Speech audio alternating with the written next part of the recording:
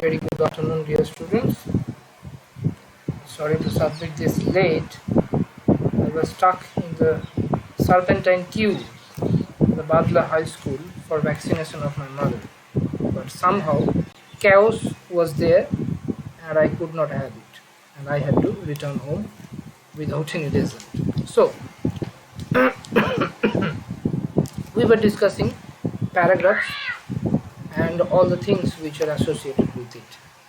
The first thing that I had written there, that is the paragraphs, and what are they actually? Do we have to eat it or fry it or put some water on it? Let's take that view. The first thing is that paragraphs are building blocks of papers. Papers means thesis papers. Many students define paragraphs in terms of length. Some of you, I think, do it, that how much big it is, let me take, only then I can call it a paragraph. It is not like that. Whatever. A paragraph is a group of at least 5 sentences. A paragraph is half a page long, etc. People think it. It's not that it is the correct thing, but people think it so. They consider it so. So in reality, though, the unity and coherence of ideas among sentences is what constitutes a paragraph. A paragraph is defined as a group of sentences or a single sentence that forms a unit. Remember it. There must be a clear-cut idea which should be expressed by the group of sentences or the group of words which you have compiled. And there must be a unity. Without a unity, we cannot call it a paragraph. Length and appearance do not determine whether a section is a paper, is a paragraph or not. For instance, some styles of writing, particularly journalistic styles, a paragraph can be just one sentence long. You can find it in the report. The beginning of the report in every single newspaper constitute 5 WH words, and that 5 WH word often becomes a single sentence which is long. So the seasoned journalists, they can write such kind of sentence which is long and at the same time easily comprehensible and contains all 5 WH questions that a report should have. Later, while teaching your report, I will come back to it. So now then it is written that ultimately a paragraph is a sentence or group of sentences that support one main idea. In this handout, we will refer to this as controlling idea. Means these are the things that determine what a paragraph is and how we are supposed to build that paragraph by and by. So it is written that every paragraph in a paper should be unified. Means I told you the thoughts which you are going to embed, which you are going to include in that paragraph must be unified. They must contain a close relation in between them. You cannot just stray about the thoughts and just put it together without carelessly, I should say. That kind of thing we cannot call paragraph. So you can make it like that. It is better, and a better way to remember it is that a paragraph is a kind of garland. It is a kind of garland that is consisted of a single type of flowers. If there is java, you have to make the garland with java. If there is roses, you have to make that paragraph with roses. That is how. If there is jasmine, you have to make that garland with jasmines. So all the things which you are about to include in the paragraph must contain and must have a close relation in between them. That is how it can be unified. So all of the sentences in a paragraph should be related to a single controlling idea, often expressed in the topic sentence of the paragraph. Then I clearly related to this thesis. Means I told you, whatever you are talking, you must not beat about the bush. You must be talking something which is very much relevant to the thing that you have chosen for your paragraph. The sentences should all refer to a central idea of the thesis. Then comes coherence. If the two things which I had already declared, if these two things are maintained properly, then only you can have that coherence. That is, it is written here coherent. That means it is an adjective, means the sentence should be arranged in a logical manner and should follow a definite plan or development. You can't just say that something has been done and the outcome of it, and then come to the introduction of it as if how it came into being, how it happened. No, At first you have to say how it happened, what is the prelude to it, what is the very introduction to it, means what happened before it, and then you have to determine it, then you have to discuss what happened actually, and after that at last you have to say what is the aftermath of that event. That's how you have to maintain the logical pattern of the paragraph.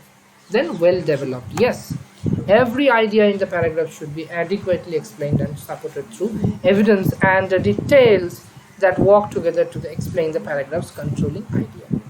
Whatever you are going to say in the paragraph, remember, suppose you are telling that our population is growing day by day. You can't just loosely say it, you have to put data. You have to show that the census of 2011, and if we compare the census of before that, a decade ago, which was done. Now if we compare these two censuses, and then there can be easily seen, and we can prove it, that our population is growing by leaps and bounds. So whenever you are telling a sentence, whenever you are expressing your view in a paragraph, you must give and put some evidence, some books, some source, some internet, whatever it is. You have to show that according to this we can say that this is that, or our India's population is growing by leaps and bounds. That's how you have to do. Now then comes 5, that is the process to paragraph development. Let's walk through 5-step processes for building a paragraph. Now for each step there is an explanation, an example. I told you our example paragraph will be about the slave spirituals, the original songs that African American created during slavery. Excellent song it is. You can search it in the YouTube and you can listen to it. Excellent thing. The model paragraph used illustration giving examples to prove it points. Let's see. So step 1, decide on a controlling idea and create a topic sentence. Means this is the theme that you are going to discuss in that paragraph. Means paragraph development begins with the formulation of the controlling idea. This idea directs the paragraph's development. Often the controlling idea of a paragraph will appear in the form of a topic sentence. In some cases you may need more than one sentence or to express a paragraph's controlling idea. Means actually what is happening there and what is the topic that you are going to discuss in the whole paragraph, in the rest of the paragraph, that should be mentioned in the introductory part. Remember it. Here is the controlling idea for your model paragraph. I told you that this is written, that expressed in topic, that model controlling idea and topic sentence. Slave spirituals often had written double meanings. Okay, so we will discuss whether there is any double meaning or not, or the reader knows that actually what is the theme of your paragraph, why you are writing this, what are you going to discuss in the paragraph, that will be cleared through this sentence. Then comes step 2, that is explaining the controlling idea. Now you have said what is your idea, now you have to explain what it is, and then you have to prove why is it so, and at last, means in the conclusion, you have to say that these are the reasons I had said something in the beginning. Means conclusion will be the supporting statement for your introduction, remember. Now explain the controlling idea, which is the paragraph development continues with an expression of the rationale or the explanation that the writer gives for how the reader should interpret the information presented in the idea statement or topic sentence of the paragraph. The writer explains his or her thinking about the main topic, idea or focus of the paragraph. Here the sentence that would follow the controlling idea about slave spirituals, that is model explanation, which is already given there. No one level spirituals referenced heaven, Jesus and the soul, but another level the song spoke about the slave resistance. That is your controlling idea, that this song is telling something about the resistance of those people who had been dominated, who had been repressed, who had been put under the thumb, and they are going to resist it. They are going to prove themselves to be resilient. Then you have to say why you have said it. You must have to give an example here. That is, or multiple examples in order to prove your point. If your points contain more than one ideas, then you have to say more than one examples. If it is a central idea, then you have to say only the single instances of it, which is that on one level spiritual reference heaven is, that is already given an example. So paragraph development progresses with the expression of some type of support or evidence of the idea, and the explanation that came before it. The example serves as a sign of representation or the relationship established in the idea and explanation portions of the paragraph. Here are the two examples that we could use to illustrate the double meanings in slave spirituals. One is that, for example, according to the Frederick Douglass, the song "O Cannon, Sweet Cannon" spoke of slaves longing for heaven, but it also expressed their desire to escape to the north. Careful listeners hear the second meaning in the following lyrics: "I don't expect to stay much longer here. Run to Jesus, shun the danger. I don't expect to say." Means once you reach Jesus, Jesus will take you in his sweet embrace and will erase all the sins that are associated, that are attached with you. Okay, now another model example is given here, that slaves even used songs like "Steal Away to Jesus" at midnight to announce to their slaves and a time and place of secret forbidden meanings.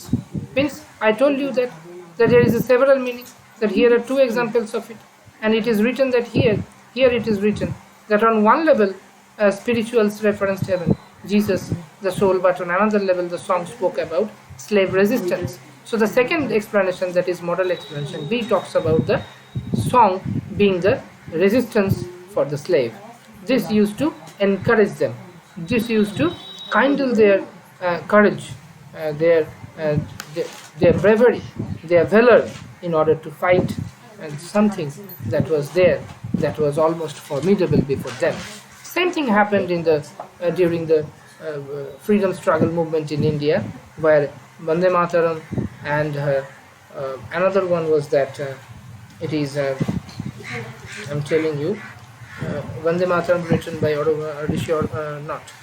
Bankim Chandra Chattopadhyay in his novel.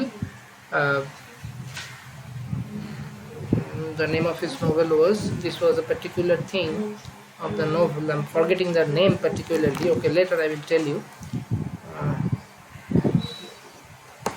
The name of the novel was, I'm forgetting the name, yes, Anandamot, yes, Anandamot is the particular novel where it was written.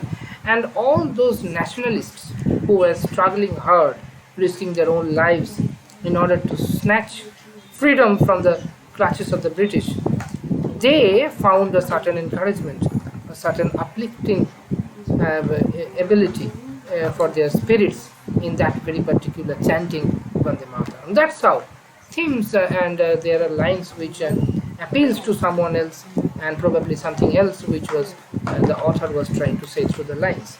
That's how there are different possibilities for the meaning and the idea which you are going to explain in that paragraph.